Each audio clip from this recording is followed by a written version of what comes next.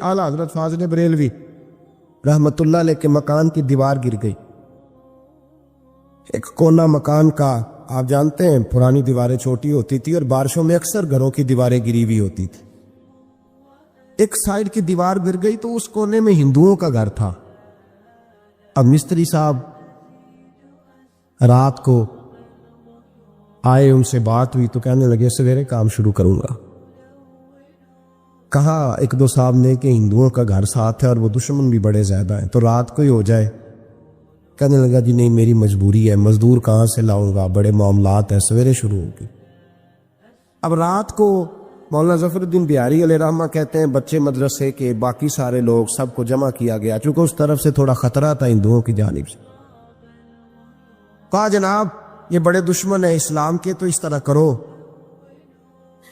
کرو کہ 2-3 بچوں کی ڈیوٹی لگائیں یا کچھ لوگوں کی یہاں رات کو پہرا دیا جائے. ٹھنڈ بھی بڑی زیادہ تھی، کھڑا ہونا بھی مشکل تھا.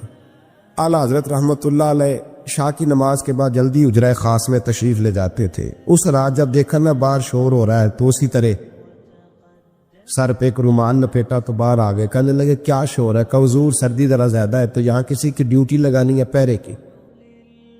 2 منٹ خاموش رہے، پھر فرمانے لگے کوئی ضرورت نہیں، جاؤ سو جاؤ سارے جا کے، کوئی ضرورت نہیں، جاؤ اپنے اپنے گھروں کو، کوئی عادت نہ، پہنچ جاؤ.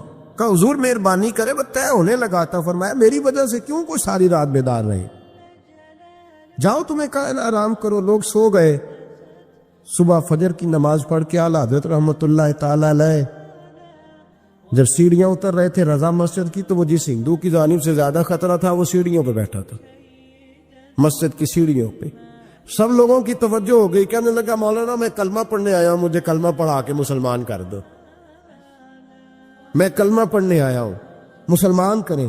لوگوں کی توجہ. اعلیٰ فرمانے لگے نہیں ابھی تو انتظار کر، تھوڑی دیر کے اچھی طرح سوچ لے، جذباتی فیصلہ نہ کر، یہ تو آ رہا ہے.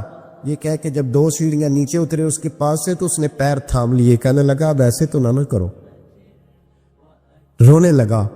اعلیٰ حضرت رحمت اللہ نے کلمہ پڑھایا، کچھ باتوں کی نصیحت فرمائی، تشریف لے گئے. گھیرنے والے گھیر کے بیٹھ گئے. کہنے لگے ہمیں بھی بتا بدلہ کیسے ہے.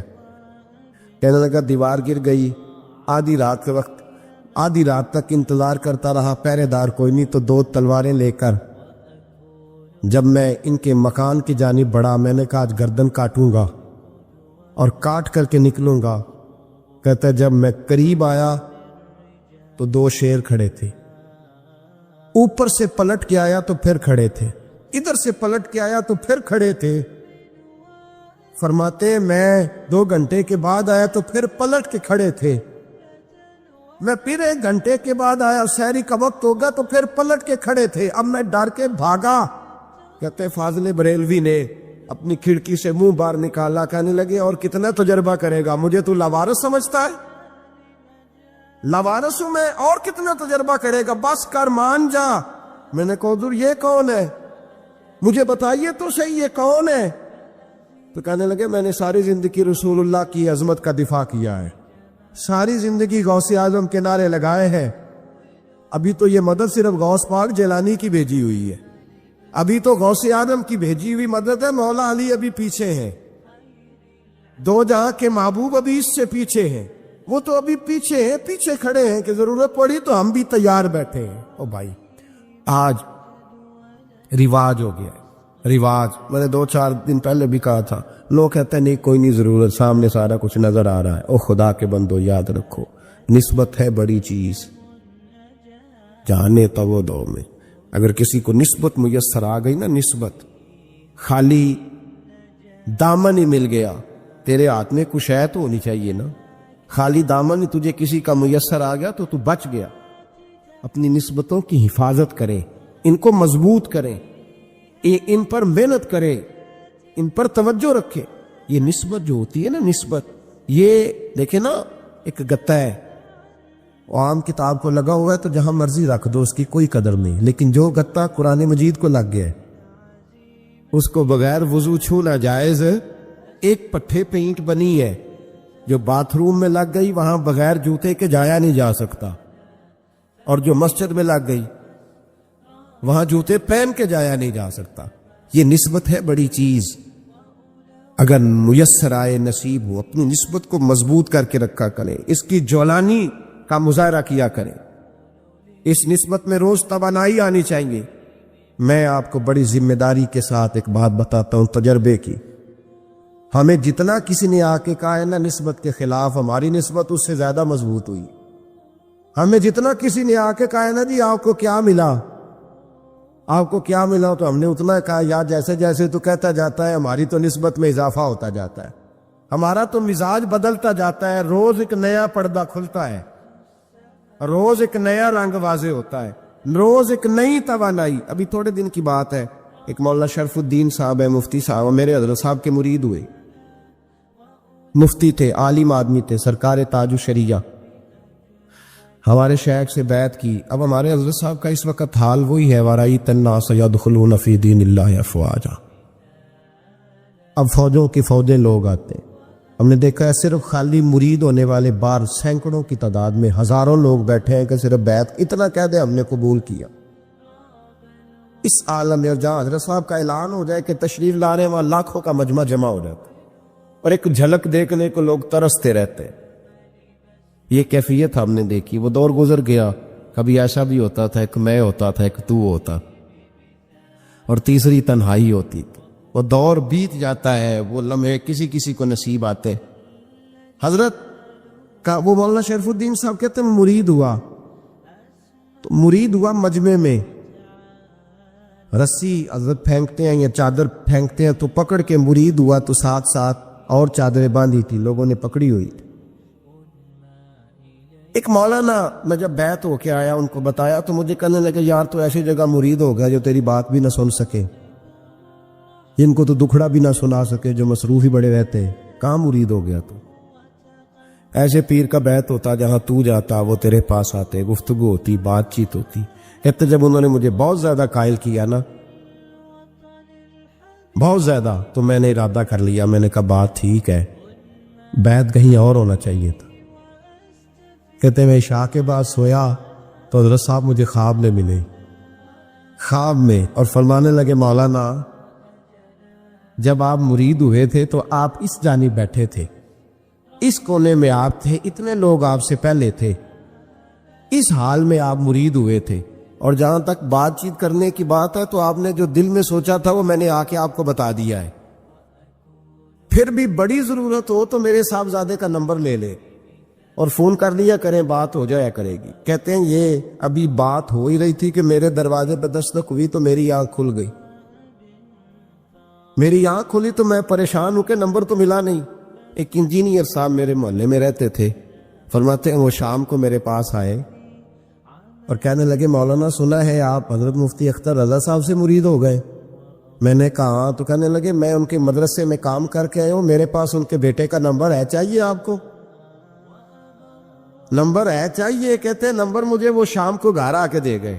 اب جب میں آستانہ نور پہ بریلی شریف ملنے کے لیے حاضر ہوا تو میرے دل میں خیال آیا, جب میں اندر گیا نا تو میرے دل میں خیال آیا حضور خواب جو آئی تھی اتنی بھی جلدی کیا ہے, ذرا ٹھہر جائیے. آپ ملے جو تھے تو صاحب نمبر بھی دے ہی جاتے. میرے دل میں خیال آیا تو السلام علیکم کے بعد حضرت کہنے لگے مولانا مجھے تو جلدی کوئی نہیں تھی, آپ کے دروازے پہ دستک ہو گئی تھی. مجھے تو کوئی جلدی نہیں تھی, آپ کا دروازہ بجنے لگا تھا, مجھے تو جلدی کوئی نہیں تھی لوٹنے کی. ہر مشکل دی کنجی یارو ہاتھ مرداں دے آئی, اور مرد نظر کرے جس ویلے مشکل رہے نہ کائی. بس لوگوں یہ یاد رکھو اور اس پہ عمل کرو, ان نسبتوں کو مضبوط کرے. ہمارا تو جیسے دن کا اجالا چمکتا ہے نا, چمکتا ہے دل کا اجالا, جیسے نیا دن چڑھتا ہے ہمارے لیے تو ایک نئی روشنی لے کے آتا ہے. اپنے آپ کو بیدار رکھیں. سورج اگر باہر پورا نکل آئے نا تو جو آدمی آنکھیں زور سے بند کر لے اسے کوئی شے نظر نہیں آتی, پورا سورج نکلا ہوا بھی ہو. سورج اسے نظر آئے گا جس کی اپنی آنکھیں بھی کھلی ہوں گی. تو آنکھیں نہیں کھول رہے, تو آنکھیں نہیں کھول رہے, آنکھیں یہ شکوہ آنکھیں نہ کھولنے کا ہے. آنکھیں نہیں کھول رہے تو سورج کیسے نظر آئے گی؟ بات ذرا سخت ہے پر چلو آپ میرے عزیز ہے کر جاتا ہوں. ملا رومی رحمت اللہ تعالی علیہ فرماتے ہیں, مجھ سے ایک شخص نے کہا کہ نبی پاک صلی اللہ تعالی علیہ وسلم اگر सिराजम मुनीरा है तो नजर क्यों नहीं आते? तो मैंने कहा उल्लू अगर आंखें बंद कर ले तो उसे कोई शय नजर नहीं आती। आंखें बंद कर ले तो उसे कोई शय नजर, तो आंखें तो खोलना, आंखें खोल। या मैं अपने कमरे में यूं पर्दा आगे करके लाइट बंद करके बाहर शोर मचाऊं, सूरज कोई नहीं, सूरज कोई नहीं, तो मुझे कोई बंदा कहेगा पागल है। इस तरह कर, बाहर निकल, इधर आ, तुझे दिखाऊं सूरज है कि नहीं, तेरी तो अपनी आंखें बंद है। इकबाल कहते हैं दिले बीना भी कर खुदा से तलब, आंख का नूर दिल का नूर नहीं, अंदर की आंखें खोल। अंदर इतना अंधेरा है तो बाहर कैसे नजर आएगा? और लोग आंख ही नहीं खोलते, बस दाएं बाएं देखते रहते हैं। निस्बत को मजबूत करें। रब तो फरमाता है हबीब तू मौजूद है तो मैं काफिर को भी अजाब नहीं देता। अब यहां खालिस निस्बत का बयान है, खालिस। ये नहीं फरमाया कि हबीब इनके अमल अच्छे है तो मैं अजाब नहीं देता। ये नहीं फरमाया कि हबीब यहाँ खाना काबा है तो मैं अजाब नहीं देता। निस्बत की बात फरमाई, निस्बत। ये नहीं फरमाया कि हबीब यहाँ रोज तवाफ होता है तो अजाब नहीं देता, यहाँ तिलावत होती है तो फरमाया हबीब तू है इसलिए मैं इन्हें अजाब। मदीने में कभी जलजला नहीं आया, पता है आपको? इसलिए नहीं आया कि वहां मेरे मुस्तफ़ा का गुंबद खजरा है।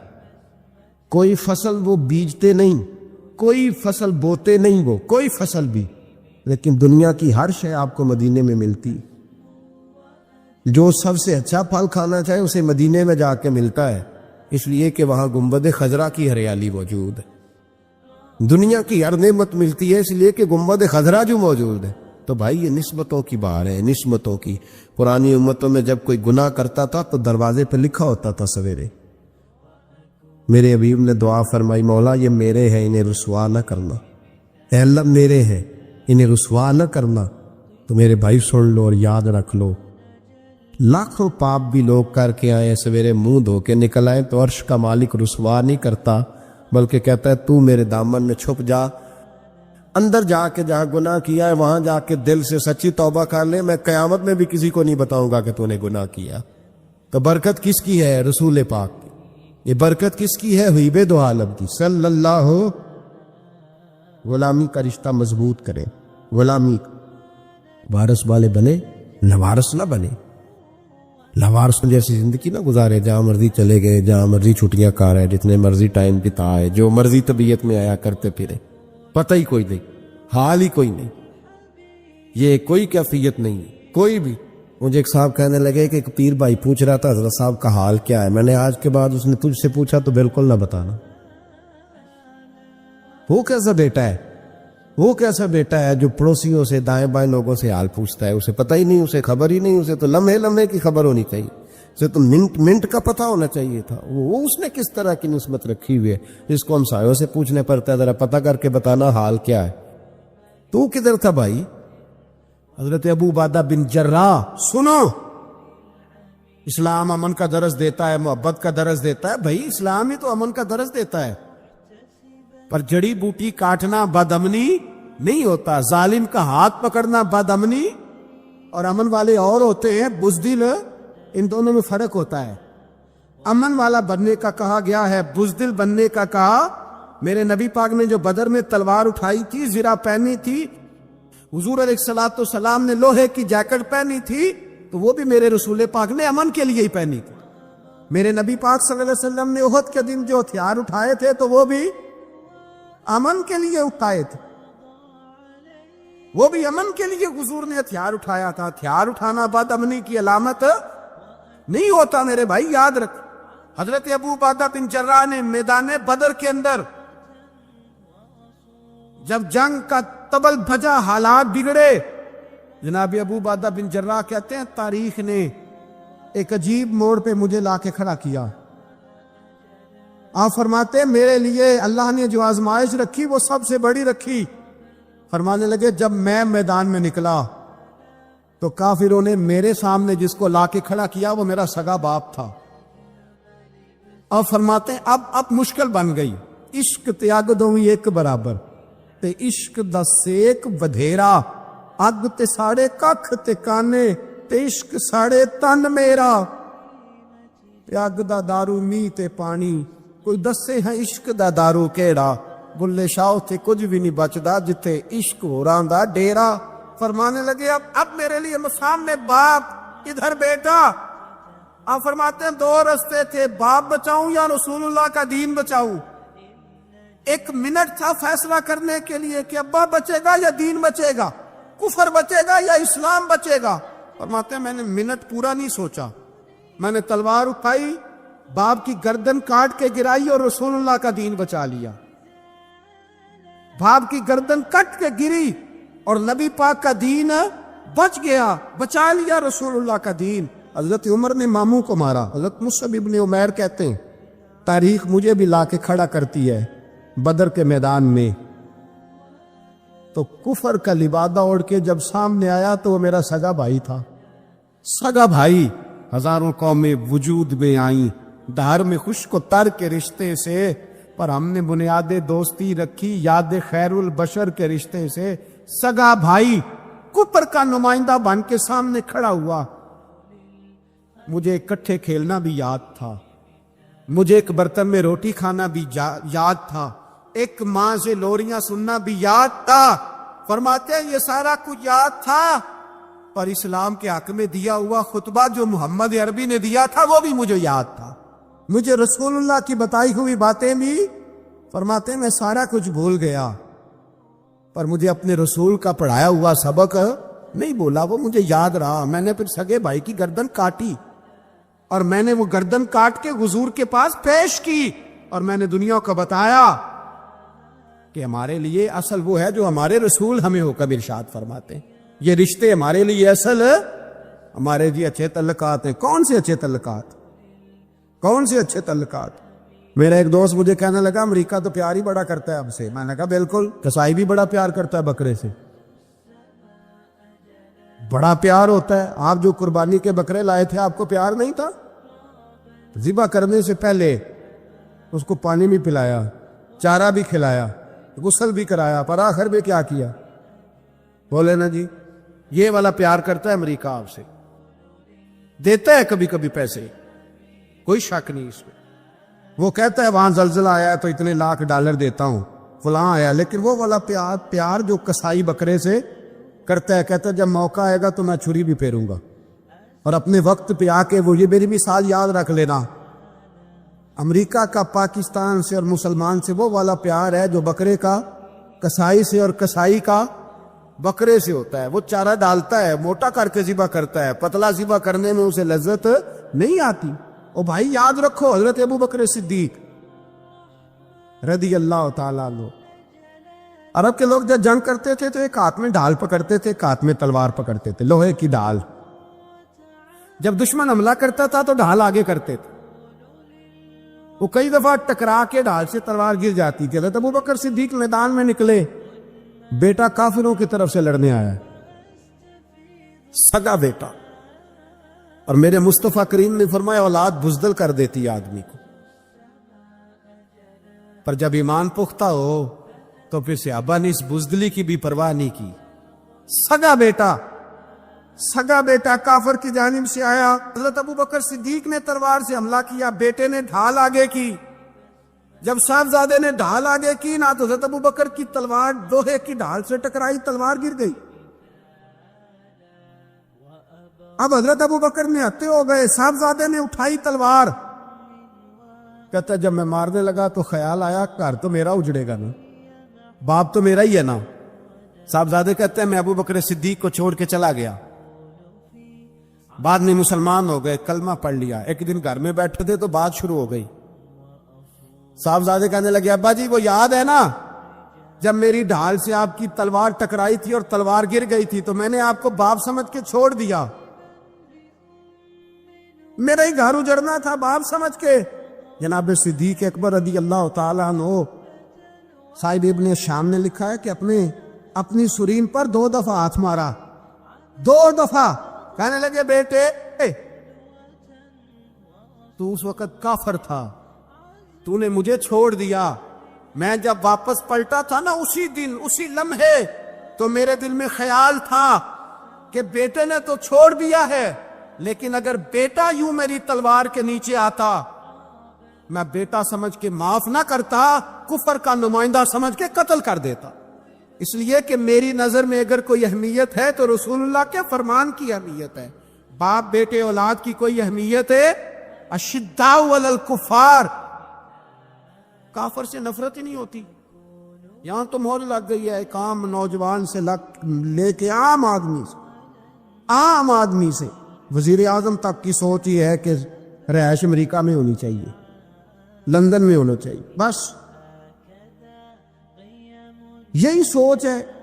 اب تو اللہ تبارک و تعالیٰ معاف کرے جس کے پاس پاسپورٹ ہے لندن کا، یورپ کا، وہ سمجھتا پتہ نہیں میں کون سی بلا ہوں. چھوڑو، کس چکر میں پڑ گئے ہو، کس طرف نکل گئے ہو.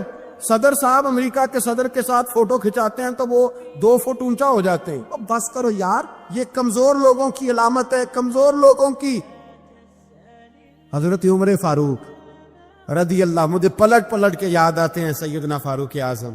حضرت فاروق اعظم رضی اللہ تعالیٰ عنہ سے عیسائی بادشاہ نے کہا میں ملنا چاہتا ہوں. آپ فرمانے لگے ٹائم نہیں، جو تجھے ملنا ہے وہ مدینے کے غریبوں کو نہ ملوں گا، وہ رسول اللہ کے نوکروں کو نہیں ملوں گا، تجھے مل کے کیا کرنا ہے. میں انہیں ملوں گا جن کے لبوں پہ رسول اللہ کا درود جاری ہے، جو مصطفیٰ سے پیار کرتے ہیں. مجھے تجھ سے ملنے کی کوئی ضرورت ہے؟ ہمارے ہاں وہ نفرت نہیں کفر کے لیے جو مسلمان کے دل میں ہونی چاہیے، وہ مزاج ہی نہیں ہمارا، وہ شعور ہی نہیں. ہم جب بھی اتحاد کرتے ہیں کافر سے اتحاد کر کے اپنے ہی بھائی کو مارنے لگتے ہیں. وہ دی لڑائی ہو رہی تھی، بھائی کا بھائی سے اختلاف نہیں ہوتا گھر کے اندر، پھر وہ دشمنوں کو بلا کے لاتا ہے کہ میرے بھائی کو مارو. ایسا ہوا ہے کبھی؟ اگر آپس میں اسلامی ممالک کا اختلاف ہے بھی تو کافر کو لاؤ گے مارنے کے لیے، کافر کو لاؤ گے. اور یہاں ایک آدمی قید ہوا تھا امریکہ کا، پوری دنیا کو مصیبت پڑ گئی تھی. سمجھ آ رہی ہے؟ نام لینے کی ضرورت تو نہیں، بات کی سمجھ آ گئی آپ حضرات. ایک آدمی قید ہوا تھا اور انسانی حقوق کی تنظیمیں اور ہمارے اپنے اندر سے بڑے بڑے، میں روشن خیال نہیں، میں روغن خیال کہتا ہوں ان لوگوں، بڑے بڑے روغن خیال اٹھ کے کھڑے ہو گئے، جی انسانی حقوق کی بات کرو، جی ایسے ہو گیا، جی ویسے ہو گیا. لے گئے بندہ چھڑا کے. یہاں روز خون کی ندیاں بہتی ہیں. اقوام متحدہ جس سے مسلمان بھیک مانگتے پھرتے ہیں کہ مسلمانوں پہ مظالم بند کراؤ، اقوام متحدہ نے کہہ دیا کہ دنیا کی مظلوم ترین اقلیت کا نام برما کے مسلمان ہے. اقوام متحدہ نے رپورٹ دے دی، پہ مر نہیں گئے سارے اسلامی حکمران؟ شرم اور حیرت کے ساتھ کسی گھڑے میں دفن نہیں ہو گئے؟ تمہیں للکار کے انہوں نے کہا کہ یہ سب سے مظلوم ہے، ان کا کچھ کرو. چند دن پہلے یہاں ننکانہ صاحب بے سانیوں نے جلوس نکال کے کہا مسلمانوں شرم کرو، ان کی مدد کرو. بول پڑا پو پہ سانیوں کہا کہ مسلمانوں کہاں ہو، کدھر ہو تم، ان کی مدد کرو، نکلو، ظلم ہو رہا ہے. پوری دنیا چیخی. آپ کے ملک میں آ کے امریکہ ڈرون حملے کر جائے تو آپ کی وزارت داخلہ کو بعد میں ہوش آتا ہو، ہمیں تو پتہ نہیں چلا، ہم تو سوئے ہوئے تھے، وہ حملہ کر گیا.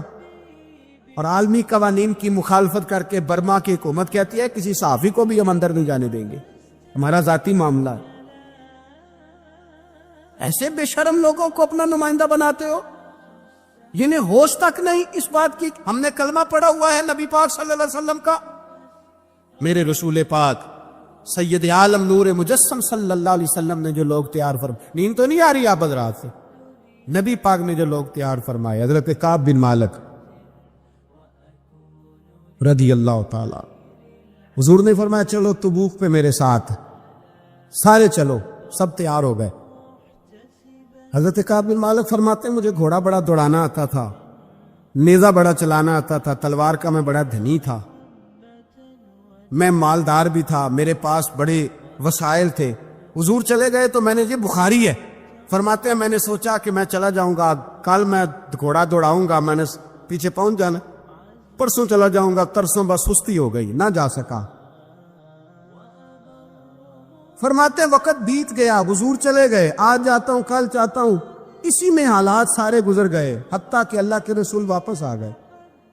فرماتے ہیں کچھ بوڑھے تھے جو نہ جا سکے اور کچھ منافق تھے جو حضور کے ساتھ جہاد پہ نہ جا سکے. آپ فرماتے ہیں میں جوان بھی تھا، تیر انداز بھی تھا، اور دنیا عرب سارا جانتا تھا کہ مالدار بھی ہے، اللہ تعالیٰ کی دی ہوئی بڑی نعمتیں تھے۔ میں نہ گیا اور غلطی گئی، سستی گئی۔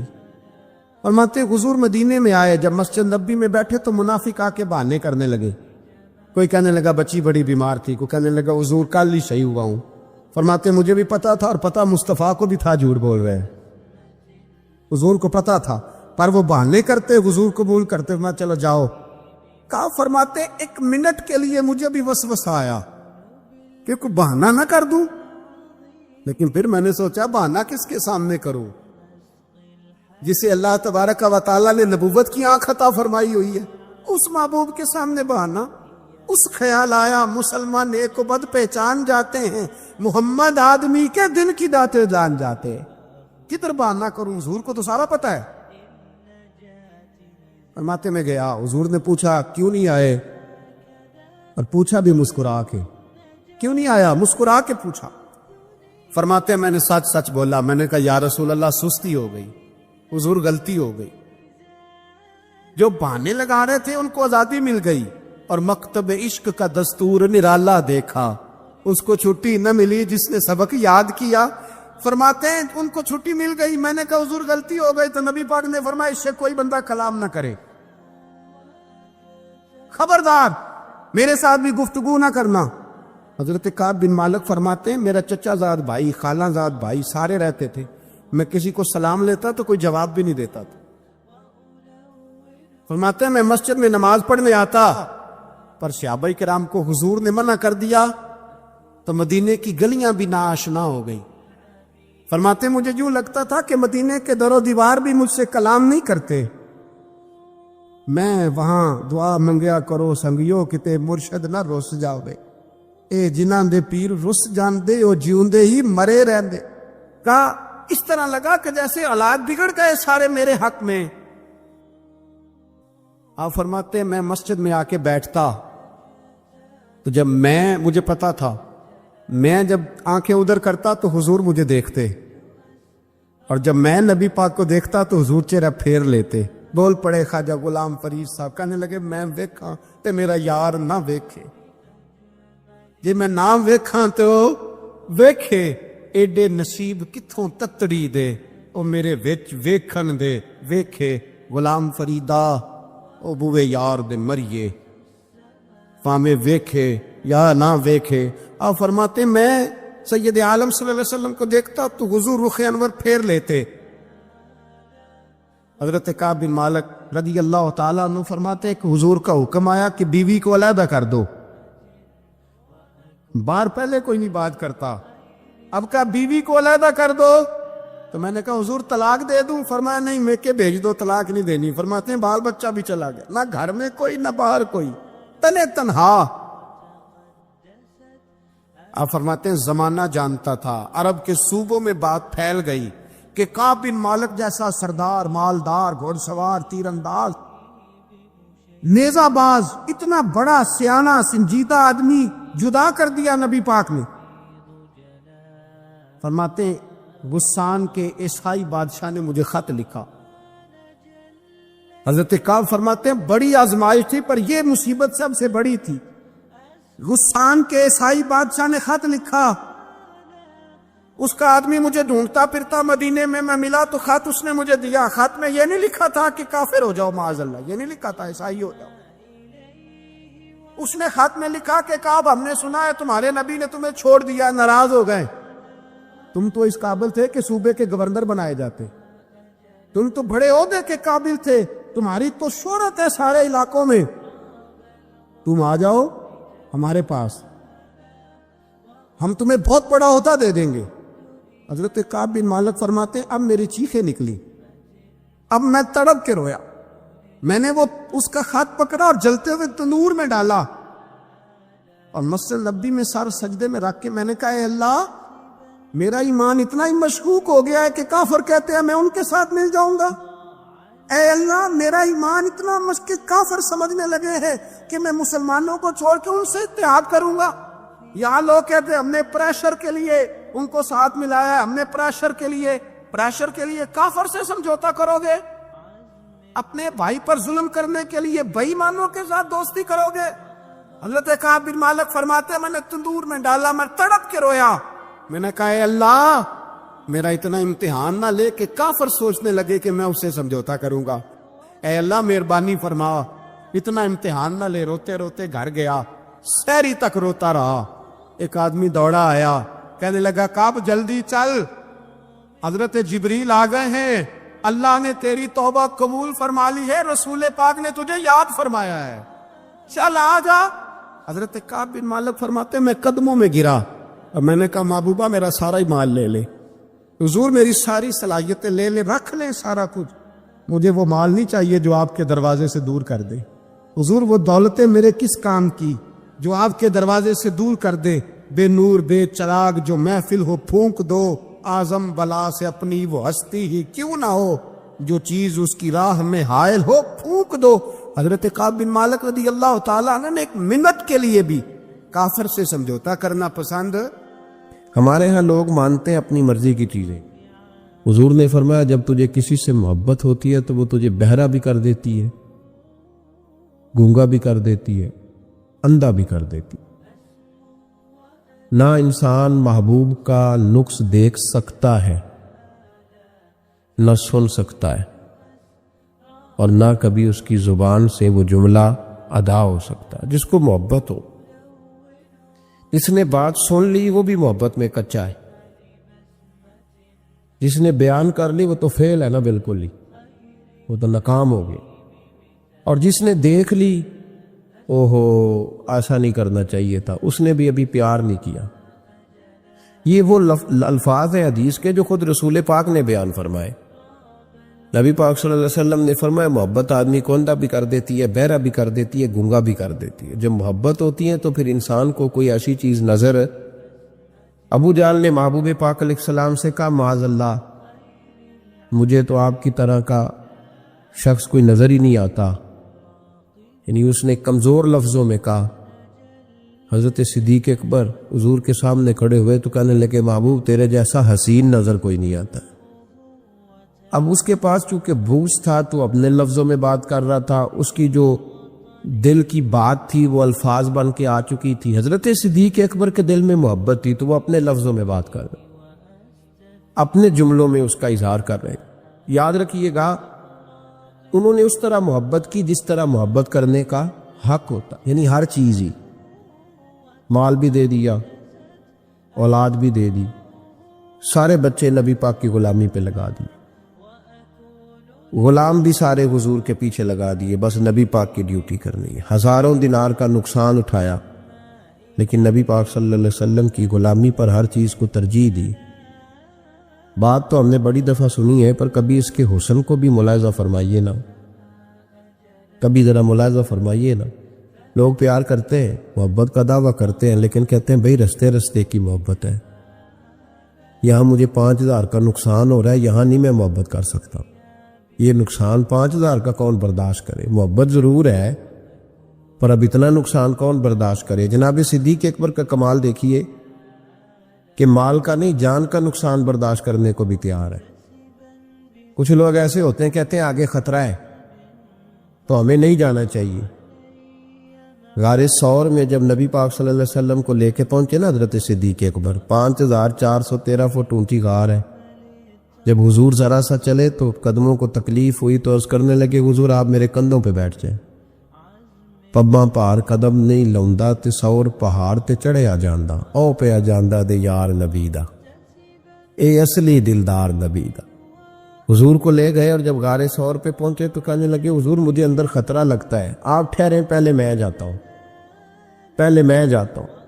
جناب صدیق اکبر تشریف لے گئے اور دیکھیں نا سالوں پرانی غار پڑی تھی، اس میں بڑا کچھ تھا، لیکن جناب صدیق اکبر نے پگڑی پھاڑ پھاڑ کے غار صاف کی۔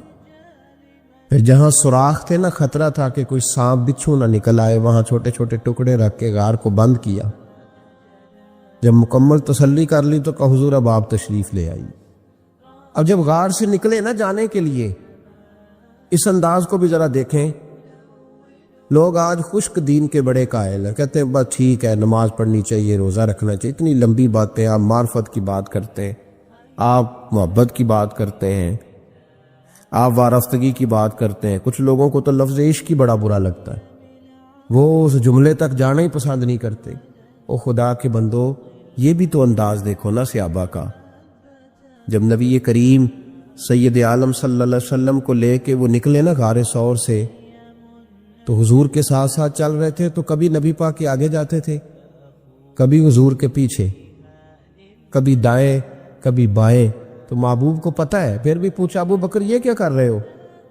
تو عرض کرنے لگے حضور مجھے شک ہے کہ کافر طاق میں چاہتا ہوں اگر آگے سے تیر آئے تو وہ بھی میرے سینے پہ لگ جائے، پھر مجھے خیال آتا ہے ہو سکتا ہے پیچھے سے آ جائے تو پیچھے ہٹتا ہوں کہ اگر پیچھے سے کوئی نیزہ آئے تو وہ بھی مجھے ہی لگ جائے، کوئی دائیں سے آئے تو وہ بھی مجھے ہی لگ جائے، کوئی بائیں سے آئے تو مجھے لگ رہی۔ طبیعت نہیں چاہتی کہ آپ کو ذرا سی بھی تکلیف پہنچے۔ یہ ذائقہ جب نبی پاک کے لیے لوگوں کے دلوں میں پیدا ہوتا ہے تو پھر اللہ تبارک و تعالی دین کی روشنی روح تک عطا فرما دیتا ہے۔ امام فخر الدین رازی نے لکھا ہے، سینکڑوں سال پہلے کے مفسر، اب تو لوگ سارا کچھ کھاتے میں ڈال دیتے ہیں نا کچھ مخصوص لوگوں کی۔ امام فخر الدین رازی نے لکھا، دیکھیں بات بڑی سادی سی ہے، لیکن حضرت ابوبکر صدیق کا بھی اپنا ذائقہ ہے۔ حضور نے انگوٹھی دی، کہا جاؤ اس انگوٹھی پہ نا اللہ کا نام لکھوا لاؤ۔ پہلے یہ بتائیے کہ چھوٹے چھوٹے کام اتنے بڑے بڑے لوگوں کو بھی بتائے جاتے ہیں؟ یہاں تو پانی پلانے کے لیے اور بندہ ہوتا ہے، جو تھوڑا سیانا ہوتا ہے وہ کہتا ہے یہ میری ڈیوٹی تو نہیں نا، میں تو صاحب ہوں، مجھے تو خود میں آیا ہوں مجھے پانی پلایا جائے، آپ یہ کیا کہہ رہے ہیں میں پانی پلاؤں؟ حضرت ابوبکر صدیق رضی اللہ تعالیٰ عنہ کو نبی پاک کام بتاتے تھے، اپنے ذاتی چھوٹے کام جو کوئی بچہ بھی کر کے آ سکتا، لیکن یہ بھی میرے محبوب کی محبت ہے۔ فرمایا جو میری ذات کے تعلق سے کام ہوگا وہ میرا ابو بکر ہی کر کے آئے گا۔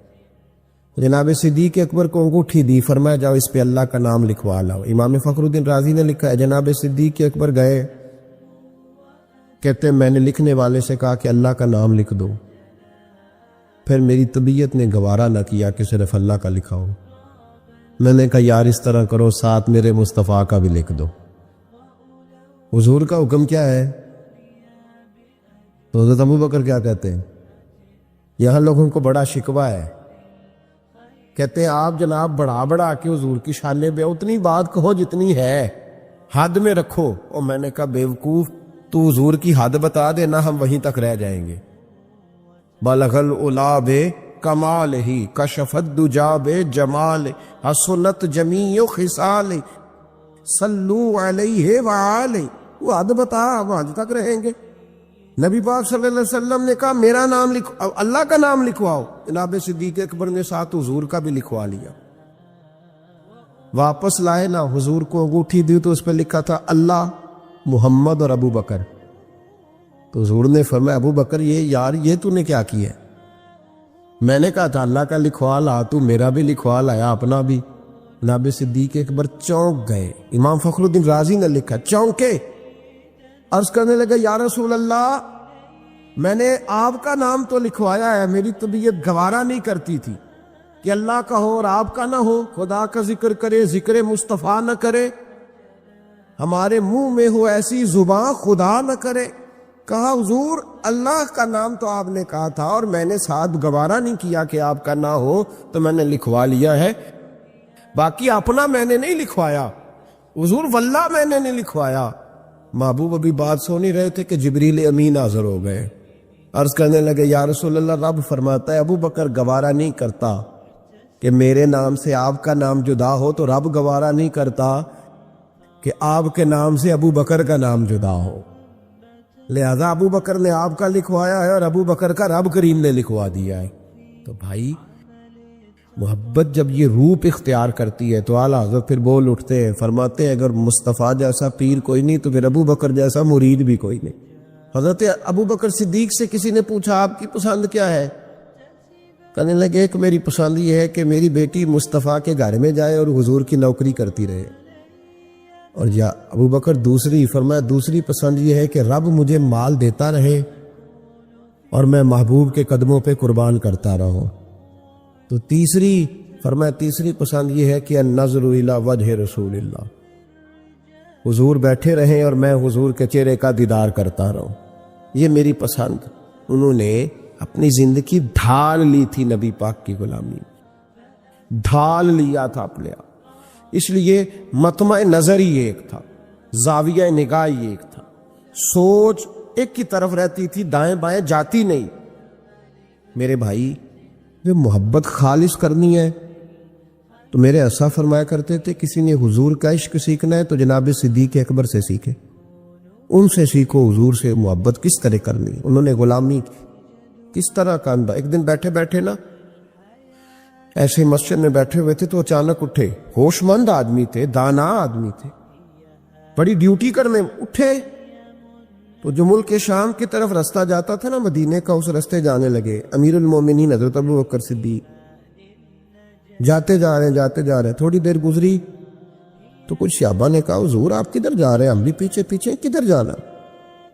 تو پلٹے تو رو پڑے، کہنے لگے ایک دفعہ نبی پاک صلی اللہ علیہ وسلم کئی دن کے بعد نظر نہیں آئے تھے، پھر حضور ادھر سے تشریف لائے تو میرے دل میں خیال آیا شاید آج بھی حضور ادھر سے آ جائے، تو میں چلا سب روگاں دا روگ محمد جس کا نام بچھوڑا۔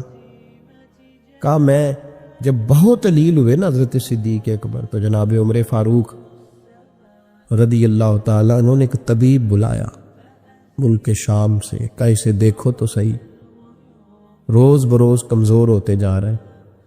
تو طبیب دیکھ کے کہنے لگا مرض تو کوئی نہیں، لیکن ان کا دل بے چین، ان کی روح پریشان ہے، یہ کسی سے بچھڑے ہوئے لگتے ہیں۔ تو حضرت عمر کہنے لگے صدیق کیا بات ہے یار، کس سے بچھڑے ہو؟ تو جناب ابو بکر نے آنکھ کھول کے دیکھا، فرمایا تجھے تو جیسے پتہ ہی نہیں، تمہیں تو جیسے خبر ہی نہیں۔ تو حضرت عمر بھی رو پڑے، بھائی محبت کی تو ٹوٹ کے نبی پاک صلی اللہ علیہ وسلم کے ساتھ ان کی وفاؤں کا رشتہ رہا تو پھر حد درجے کا رہا، ہر چیز قربان کی۔ یہ جو لوگ سوچ سمجھ کے چلتے ہیں نا وہ بیچارے اپنے ذائقے کھو بیٹھتے ہیں سارے۔ حضرت صدیق اکبر رضی اللہ تعالیٰ عنہ کی زندگی بتاتی ہے کہ حضور کی غلامی کرو تو کھل کے کرو، ڈٹ کے کرو، پھر جو بچا بچا کے رکھتے ہیں ان کے پاس کچھ بھی نہیں رہتا۔ خود محبوب پاک صلی اللہ علیہ وسلم نے فرمایا حضرت اسماء بنت ابی بکر صدیق سے، فرمایا رب کے رستے میں جب دے تو گن گن کے نہ دیا کر، ورنہ وہ بھی تجھے گن گن کے دے گا، اور کوئی چیز بچا کے نہ رکھ، اس کے رستے میں بے حساب دے، وہ بھی تجھے بے حساب ہی عطا فرمائے گا۔ ہم محبت میں بھی کنجوسی کرتے، سوچ سمجھ کے تھوڑی سی، تو وہ کس طرح کی محبت ہے جس میں بندہ سوچ رہا ہے، غور کر رہا ہے، ارادہ کر رہا ہے، تیاری کر رہا ہے، دیکھ رہا ہے، پرکھ رہا ہے، وہ کیسے آگے بڑھے؟ غلامی تو غلامی ہوتی ہے، غلاموں کی سوچیں اپنی نہیں ہوتی، سوچیں بھی غلام ہوتی ہیں۔ غلام جو ہوتے ہیں وہ اپنے محبوب کی رضا کی طرف توجہ رکھتے ہیں، دائیں بائیں لوٹ کر پلٹ کر ان کا مزاج نہیں ہوتا۔ حضرت ابو بکر صدیق رضی اللہ تعالیٰ عنہ نے محبوب پاک سید عالم صلی اللہ علیہ وسلم کی غلامی کی، ہر لحاظ سے کی، ہر وقت کی، ہر طریقے سے کی۔ امت مسلمہ اگر غلامی کا طریقہ سیکھے گی تو جناب صدیق اکبر سے سیکھے گی۔ حضرت صدیق اکبر بتلائیں گے کہ محبوب کریم سید عالم صلی اللہ علیہ وسلم کی غلامی کس طرح کرنی ہے۔ جب رات تھی نا بدر کی تو کافروں کا سب سے بڑا نشانہ یہ تھا اسی طرح حضور کو شہید کیا جائے۔ وہ پورا فوکس کیے ہوئے تھے کہ نبی پاک صلی اللہ علیہ وسلم کو شہید کرنا، پوری توجہ تھی۔ تو صحابہ کہتے ہیں کہ ہم نے ارادہ کیا کہ حضور کے لیے علیحدہ سے خیمہ بنایا جائے، چھپر بنایا جائے۔ حضور کے لیے وہ ہم نے چھپر بنا دیا، محبوب اس کے اندر قیام کرنے لگے۔ اب خیال یہ تھا کہ یہاں ڈیوٹی کون کرے گا، ڈیوٹی کون کرے گا، یہاں کون ٹھہرے گا، یہاں یہ بڑے خطرے والی جگہ ہے، یہاں کون ٹھہرے گا۔ فرماتے ہیں جب گفتگو ہونے لگی تو جناب صدیق اکبر فٹافٹ بولے، کہنے لگے تمہیں ضرورت کیا ہے انتخاب کرنے، میں جو ہوں، جب تک میں موجود ہوں کسی کافر کی جرت نہیں مصطفیٰ کے خیمے کی طرف بھی دیکھ سکے، طاقت ہی نہیں۔ وہ آگے بڑھ کے ان جگہوں کا انتخاب کرتے، اس طرف ان کی توجہ رہتی۔ میرے محبوب پاک علیہ الصلاۃ والسلام ان پر اعتماد کرتے۔ 17 نمازیں نبی پاک نے جناب صدیق اکبر کے پیچھے ادا فرمائی، 17 نماز۔ اور جناب ابو بکر کا بھی یہ حال تھا. آج تو باہر کھڑے ہو کے سلام پڑھو تو کچھ لوگ کہتے ہیں سلام آپ پڑھ لیں, کھڑے کیوں ہوتے ہیں؟ کھڑے ہونے سے دقت ہونے لگی. میں نے کہا چلو بیٹھ کے پڑھ لو بھائی, اگر اتنی سی بات صحیح آپ کو دشواری ہے. حضرت صدیق اکبر رضی اللہ تعالیٰ عنہ نماز پڑھا رہے تھے. محبوب پاک سید عالم صلی اللہ علیہ وسلم تشریف لے آئے. حضور ایک صلح کے لیے گئے. فرمایا مجھے دیر ہو گئی تو کسی کو ابو بکر سے کہنا نماز پڑھا لے. تو کہتے ہیں حضور کو دیر ہو گئی, جناب بلال نے اقامت کہی تو حضرت صدیق اکبر مصلی پہ کھڑے ہو گئے. ابھی 2 ہی رکعتیں پڑی تھی کہ حضور تشریف لے آئے. جس صف سے حضور گزرتے رہے صحابہ رستہ چھوڑتے رہے. دوران نماز ہی محبوب پہلی صف کے قریب آئے تو جناب صدیق اکبر نے قدم پیچھے ہٹایا. عین نماز میں, عین نماز. حضور نے فرمایا ابو بکر مکمل کرو نماز. پھر قدم ہٹایا, تیسری دفعہ پھر کہا, پھر قدم ہٹایا. جناب صدیق اکبر پیچھے ہٹ گئے. محبوب نے نماز مکمل کرائی اور فرمایا میں نے جب کہا تھا مکمل کراؤ تو کیوں نہیں کرائی؟ کیا خوبصورت انداز ہے. کہنے لگے یا رسول اللہ اب ابو قحافہ کے بیٹے کی اتنی جرت تو نہیں نا کہ مصطفیٰ کا امام ہی بن جائے. مجھے بتائیے, ہامتے کامتے لرزتے سہمے ڈرتے کب کپی وجود پہ طاری ہوئی بندے میدان محشر میں جمع ہو. انہوں نے خبر ہو کہ ڈائری تو کھل گئی, آڈیو ویڈیو تو چل گئی, پتہ تو سارا آ گیا, فرشتے دفتر اعمال لے کر پہنچ گئے. چھوٹی سی چھوٹی ذرے کے برابر بھی کوتاہی تو یہاں تک آ گئی. بندہ ڈرے کانپے اور اچانک آواز کرم آئے, ان اللہ یغفر الذنوب جمیعا, بے شک اللہ سارے گناہوں کو معاف فرمانے والا ہے. تو کیفیت کیا ہے, انداز کیا ہے؟ اس وقت انسان کے دل کو جو تسلی ہوتی ہے وہ تسلی کیا؟ ان اللہ یغفر الذنوب جمیعا, بے شک اللہ سب گناہوں کو بخش دیتا. دوستو, شدید بے سکون, بے چین, مضطرب, الجھے خیالات, سخت بیمار, سخت کمزور, مالی مشکلات کا شکار لوگ, جسمانی بیماریوں سے لڑنے والے لوگ, اور رشتہ داروں اور احباب اور ان کی بے وفائیوں کا شکوہ کرنے والے لوگ, اگر ان ساری تکلیفوں سے نکلنا چاہیں تو حل ایک ہی ہے, ادھر ادھر نہ دیکھیں, اپنے رب کی رحمت کی طرف دیکھیں, اپنے کریم مالک کے کرم پر توجہ کرے, اور یہ ذہن بنائے کو کتنا بھی بیمار ہو جب رب شفا دینا چاہے کوئی کتنا. اور پھر حضور نے ایک بات ارشاد کی, کچھ باتیں ایسی ہیں جن کو بیان کرتے ہوئے نا گہرائیاں ساری ختم ہو جاتی ہے کہ اس سے زیادہ گہری بات کیا ہو سکتی. رانائیاں اور رنگ سارے مان پڑ جاتے ہیں کہ اب اس میں جلوے اور کتنے بھرے جا سکتے تھے. ساری انسان کی سوچیں اور وسعتیں اچانک سمٹنے لگتی ہے کہ یار اتنی بڑی بات. یہ ذرا انداز دیکھیے حضور کا بیان کرنے کا.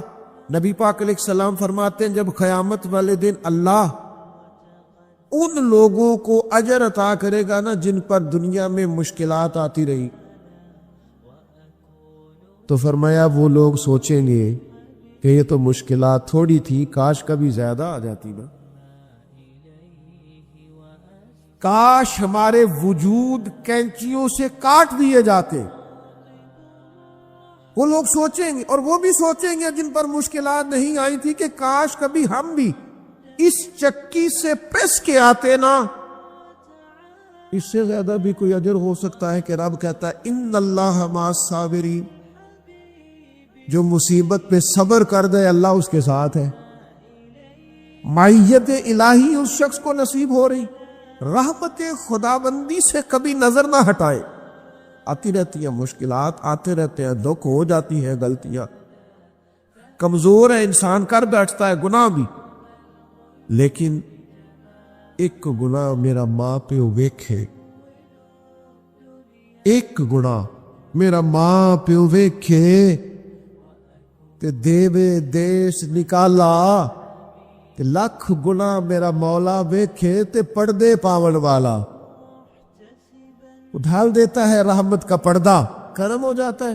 رحمت الہی سے کبھی توجہ نہ ہٹے. اپنے دل کو ٹھنڈا رکھنے کے لیے، طبیعت کو سکون میں رکھنے کے لیے رحمت. حضور علیہ السلام فرماتے ہیں بندے سے غلطی ہو جاتی ہے پھر وہ اللہ کی بارگاہ میں توبہ کرتا ہے تو رب فرشتوں سے فرماتا ہے میرے بندے کو پتا ہے کہ میرے علاوہ معاف کرنے والا کوئی نہیں. تو دیکھو نا وہ آ گیا. تو فرشتے اپنے مالک کی بات کی طرف متوجہ ہوتے ہیں تو رب فرماتا ہے گواہ ہو جاؤ میں نے اسے معاف کر دیا ہے. حضور فرماتے ہیں اس بندے سے پھر غلطی ہو جاتی ہے، وہ پھر عرض کرتا ہے مالک بھول گیا تھا، غلطی ہو گئی، خطا ہو گئی، گناہ ہو گیا. تو اللہ فرماتا دیکھا نا میرے بندے کو پتا ہے میرے سوا معاف کرنے والا کوئی، تو جاؤ گواہ ہو جاؤ میں نے معاف کر دیا. حضور فرماتے تیسری بار پھر غلطی ہو جاتی، یہ پھر آ جاتا ہے. تسی تے میں دسو کھا جڑا 3 واری آوے او دا علاج کی ہے؟ اسی کہنے تو باز آنا، کہنے ہیں کہ نہیں تو نے ٹھیک ہونا، تو نہیں ٹھیک ہو سکتا، تو نے نہیں باز آنا، تیرا علاج اب جا دوڑ جا، تیرا کوئی حل نہیں. حضور فرماتے 6 بار آ گیا، تیسری بار آ کے کہتا اللہ معاف کر دے، تو اللہ کہتا ہے پتہ نا میرے بندے کو میرے علاوہ معاف کرنے والا کوئی نہیں، گواہ ہو جاؤ میں نے اسے معاف کر دیا. گویا وہ جب جب آتا رہتا ہے رب تب تب اسے معاف فرماتا رہتا. رحمت داد دریا الہی. یہ درویشوں نے جو باتیں کی ہیں بڑی سوچ سمجھ کے کی. رحمت داد دریا الہی ہر دم، رحمت داد دریا الہی ہر دم وگدا ہے. میں نے اگلا شعر نہیں پڑھنا، اتنا ہی میں ایک مصرے میں بات کرنی ہے صرف. رحمت داد دریا الہی، اگلا مصرع نہیں کہنا. اس کا معنی کیا ہے سمجھو. درویش کہتے ہیں ایسا نہیں ہوتا کہ کبھی کبھی رحمت ملتی ہے، ہر دم وگدا ہے تیرا. رحمت داد دریا الہی ہر دم، ہر دم دم دم ہر دم وگدا تیرا. بس جے وچوں ایک قطرہ بخشے نا مینوں وی تے کام بڑھ جاتا ہی. دم دم ہر دم سے بندے کو اللہ کی رحمت ملتی ہے، ہر وقت کرم ہوتا ہے، ہر وقت.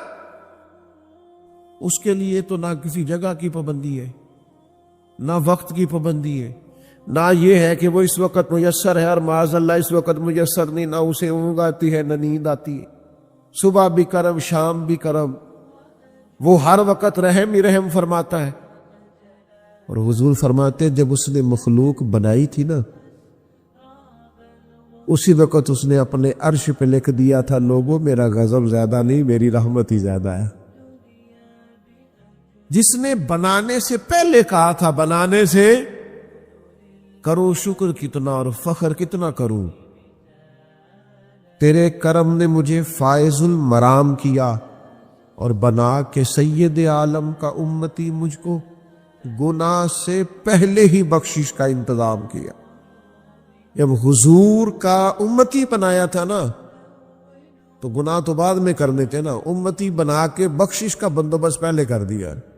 بخشش کا بندوبست میں زیادہ نہیں کھول سکتا اس بات کو، غلطی بعد میں ہونی ہے، بخشش کا بندوبست پہلے.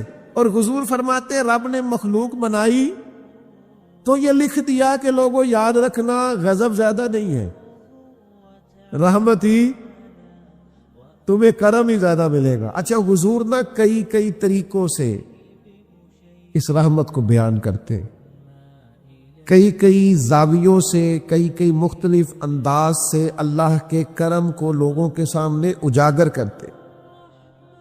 حضور علیہ السلام کے سامنے نا ایک جنگ کا موقع تھا تو ایک عورت کا بچہ گم ہو گیا. یہ نا ساری گھنٹیاں بج جاتی ہیں اگر کوئی بچہ گم ہو جائے، جتنی گھنٹیاں ہوتی ہیں نا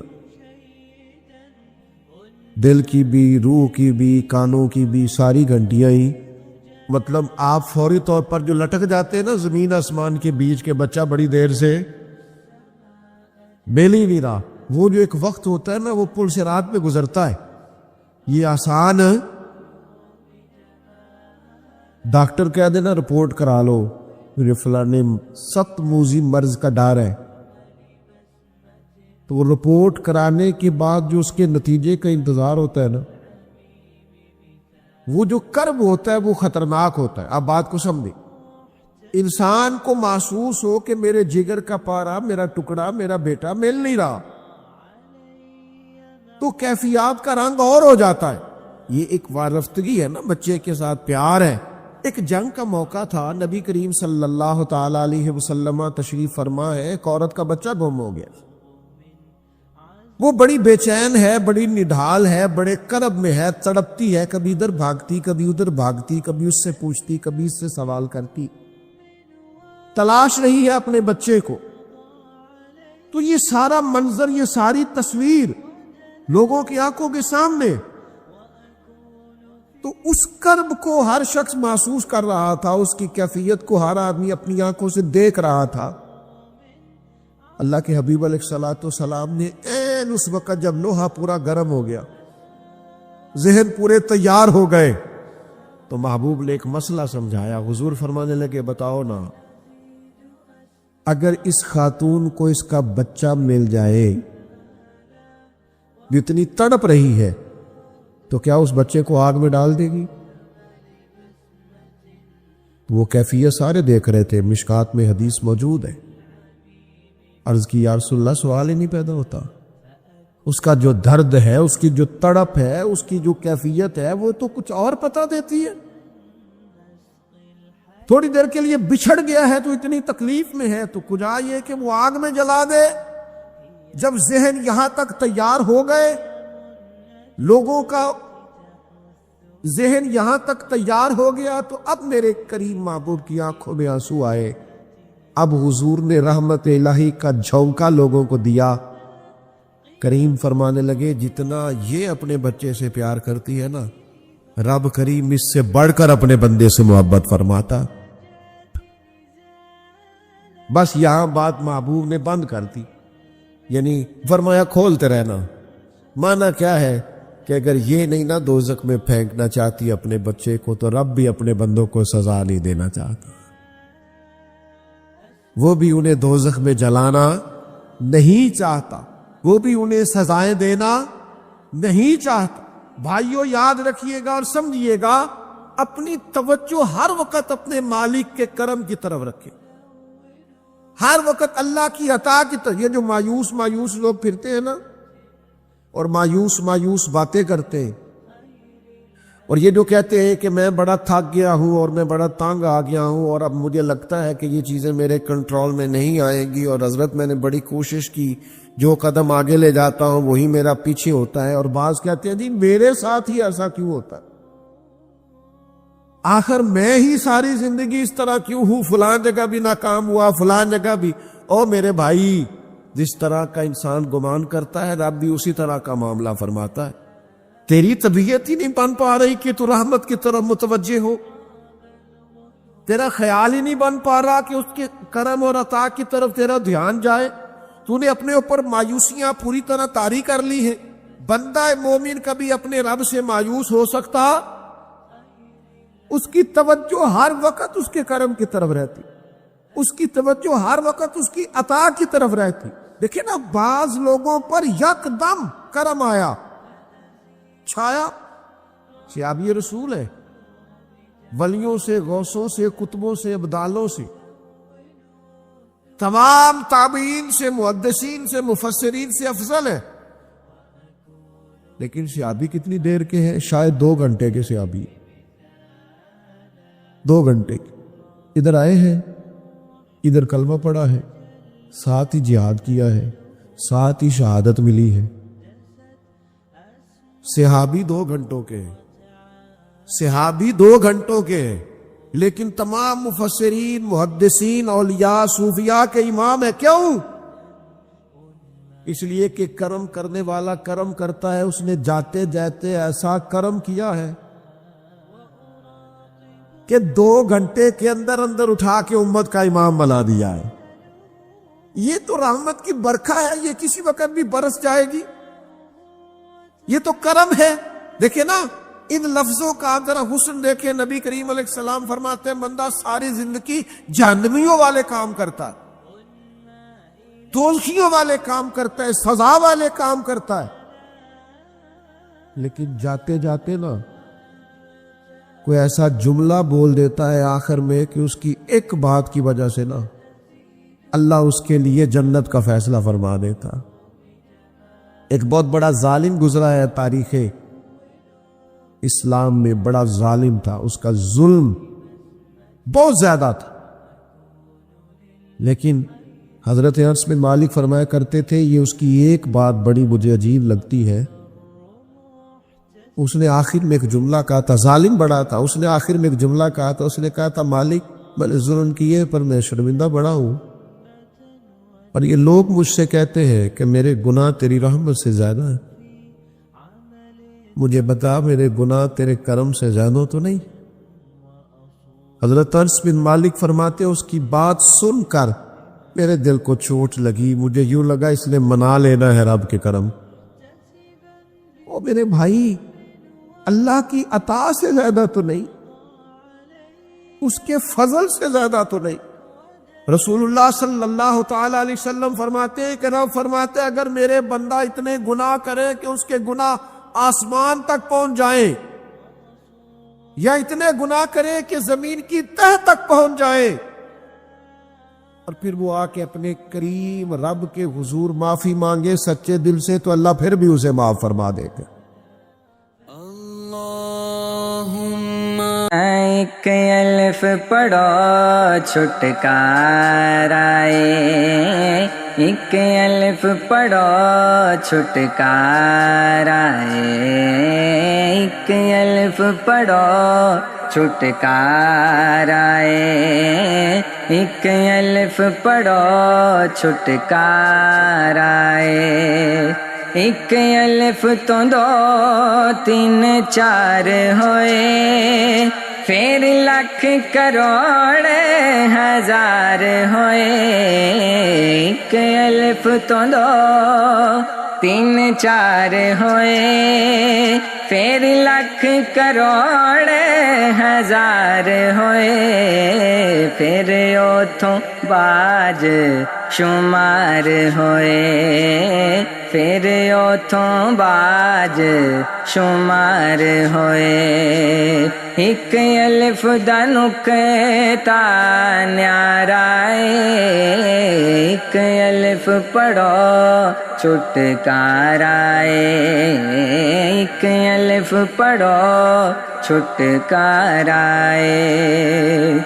کیوں پڑھنا گنڈے کتاباں دی، سر چانا پنڈے عذاباں دی. کیوں پڑھنا گنڈے کتاباں دی، سر چانا پنڈے عذاباں دی.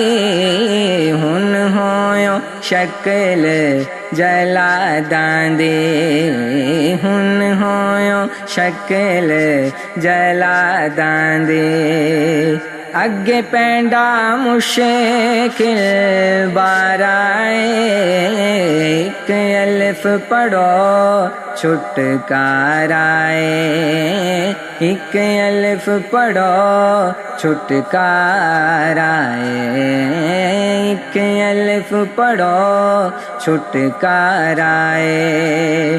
بن حافظ حفظ قرآن کریں، پڑھ پڑھ کے صاف زبان کریں. بن حافظ حفظ قرآن کریں، پڑھ پڑھ کے صاف زبان کریں. پھر نعمت ویچ بیان کریں، پھر نعمت ویچ بیان کریں. من پھر داجوں ہلکارائے، ایک الف پڑھو چھٹکارا ہے، ایک الف پڑھو چھٹکارا ہے، ایک ایک الف پڑھو چھٹکارا ہے بلا بھی بوڑ دا بویا سی او برچھا وڈا جا ہویا سی بلا بھی بوڑ دا بویا سی